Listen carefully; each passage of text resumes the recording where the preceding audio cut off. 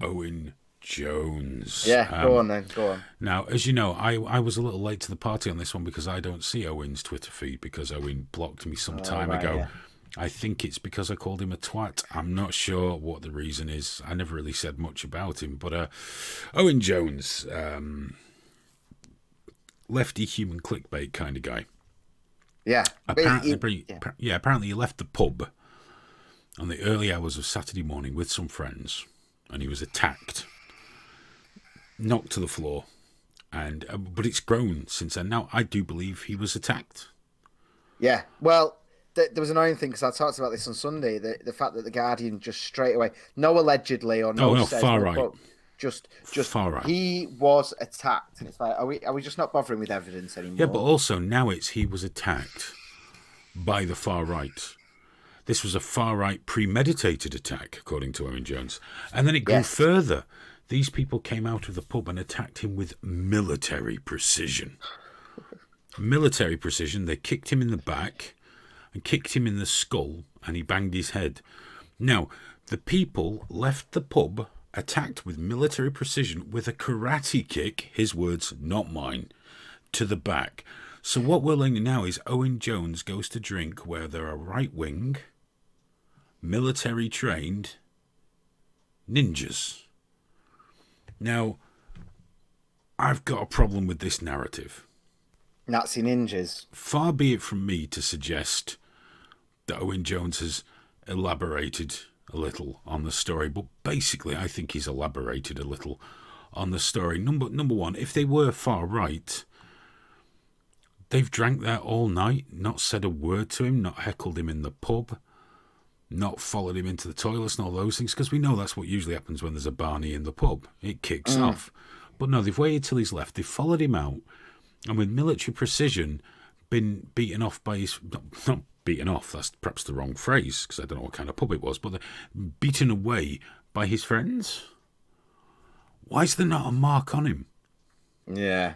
Because if you've been on the floor and the shoe has been introduced to your head, there's usually a mark or a cut or blood or a graze, something. So these far-right people who planned to attack Owen Jones attacked him with military precision and a karate kick, but did not hurt him. Is it just me? I mean, am I being too critical because I think he's a dreadful, dreadful turd? Is it just me, or does this sound like bollocks? Well, I don't know, man. As a parent, I can say it is possible to inflict a lot of pain on someone without actually leaving any marks.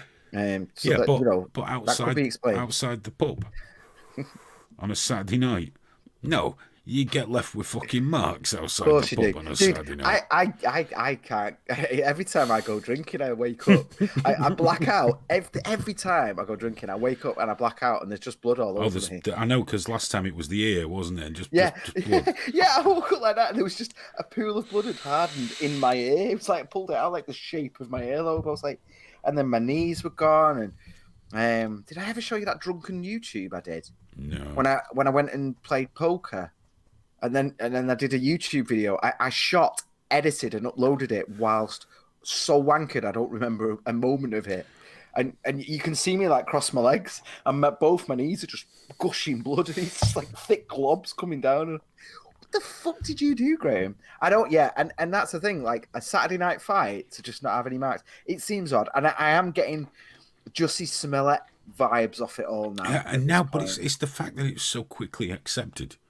Yes, this was a far-right attack. The far-right are out of control in this country.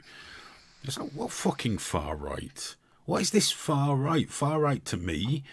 Do you remember the old National Front guys? The BNP? The National Front. The full-blown Nazi skinhead pricks. They used to... Proper racist, Aiden. Yeah, real ones, like the good old days. We knew how to do it back then. It was good old racism. Sniffing glue... and battering people of colour. That's what they did. But now apparently what they do is gently tussle gay reporters. I just think this is bollocks. I think someone in that pub's just thought, who is that mouthy prick over there? Gone outside, they've had a slap fight. Karate kicked him in the back while his friends did whatever his friends do. And also, if he had a group of friends, why wasn't one of them lying on the floor in a pool of their own creation? I know. Not his friends, the attackers. Because everyone stood around screeching at each other while Owen rolled round on the fucking floor. That's what happened. I mean, if he was attacked, it's wrong. No one should be attacked. It's ridiculous. No. But Of if he's course got not. into an altercation, that's one thing. But this whole narrative has been used horribly to push his shitty agenda that everyone's a fucking racist or a bigot or far right if they don't toe the line of Owen, take you on a journey, Jones. He's such an odious little twat. But the thing for me is that where's the video footage? Then okay, we need to catch these people. Where's the footage of it? Because this shit, CCTV of stuff like this leaks instantly. Why? Because the Sun and the Daily Mail will pay you a fortune for your CCTV. Yeah, how did he manage? How did he manage to find the only place in London that isn't covered with CCTV? I know we've got more CCTV than anywhere else on the planet, and for some reason there's no footage of it. That's what really worries me about all this. And you know what, as well with the Guardian. In fact, there's two things that annoy me of this. One of which I went through on Sunday, but I want to go through it again with you today because he's carrying it on. But it's the Guardian put out a thing about attacks on public figures, specifically journalists. You know, this it was an editorial statement from the Guardian, and it really fucked me off because there was no mention of Andy No. There was no mention of there's Antifa are attacking a lot of journalists now. Yeah. It is a regular thing for them to do. And in fact, I'm going to talk about the Minds conference in a minute, where the Minds conference is at risk because Antifa have threatened to burn the theatre down where they're holding it, and the Guardian put out a statement about that, and they just basically went Owen Jones and Joe Cox. Do you remember Joe Cox? That was bad, wasn't it? Anyway, Nazis, everything's bad. And I just thought, you've got so little self-respect as an organisation, the Guardian, that when you're putting out a message specifically about journalists being attacked, you intentionally, willfully ignore the likes of Antifa. You know, they'll ignore any amount of violence. Yeah, it really annoys me. Anyway, there was a statement emailed to the Huff Post from the Met Police, and it said a man in his 30s was attacked by up to 4 males who also assaulted his friends when they attempted to intervene.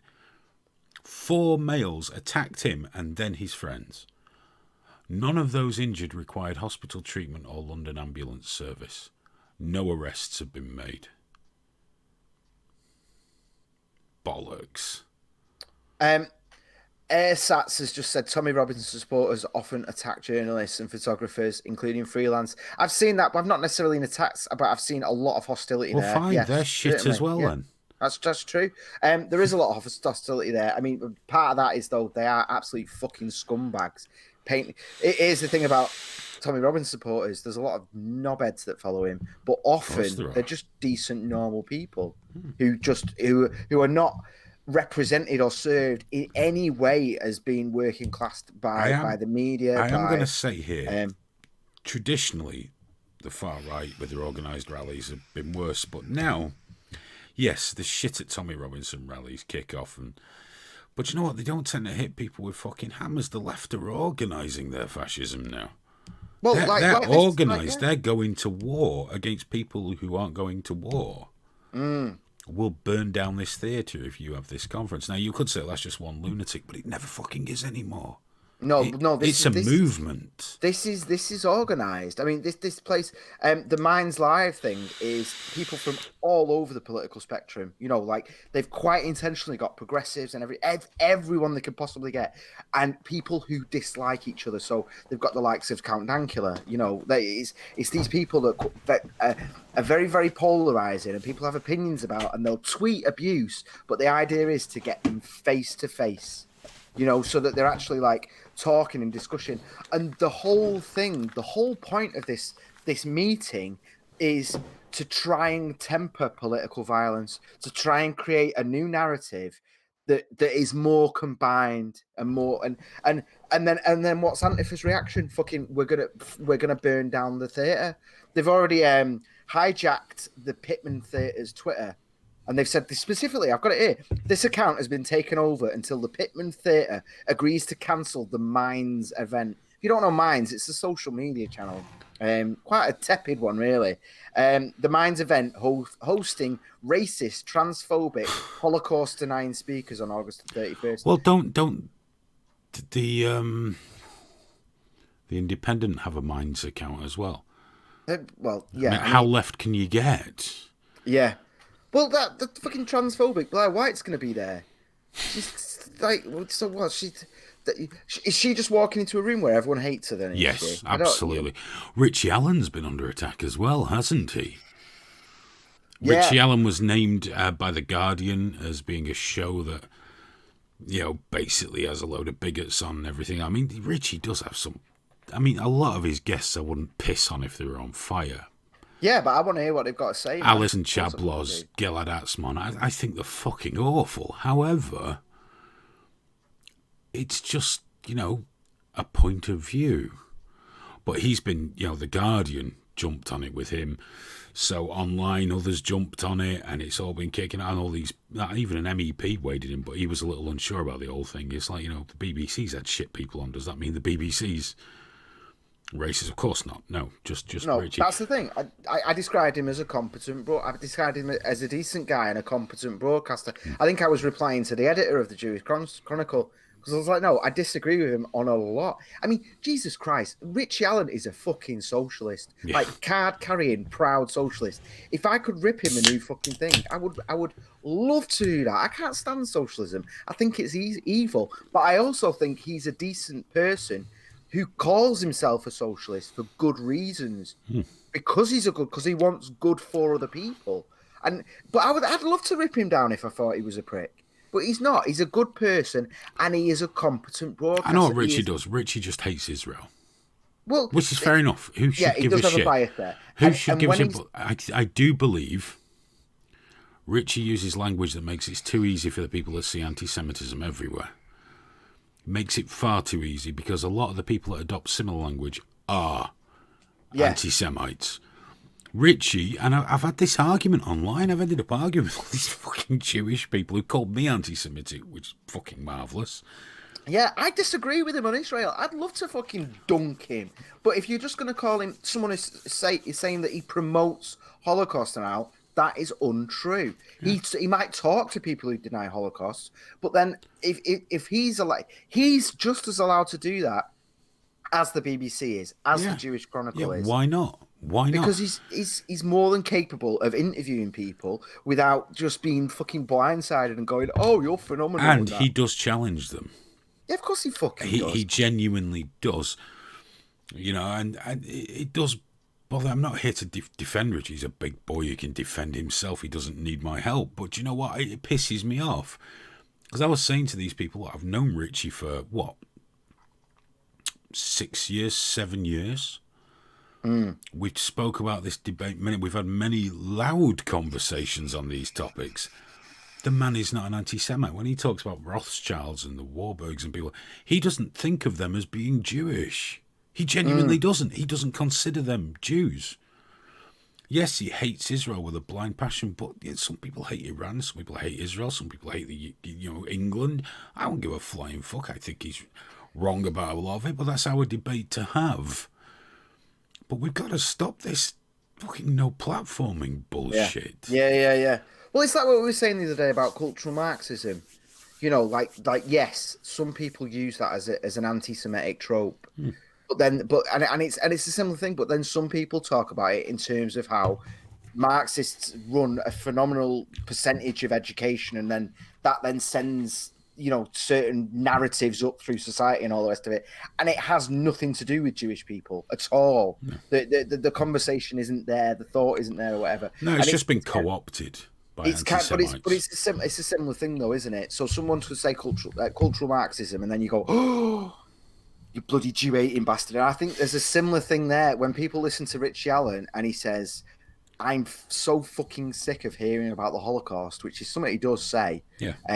Then you could hear that the same way. You're like, why? Oh, because it didn't happen, did it? And it's like, no, he's just really sick of hearing about it. I remember once I was having a conversation with him that came up, and then I think it was about 20 minutes later, he mentioned about what the English did to the Irish, and it's just like, well, we've all got our historical events we like to keep alive, haven't we?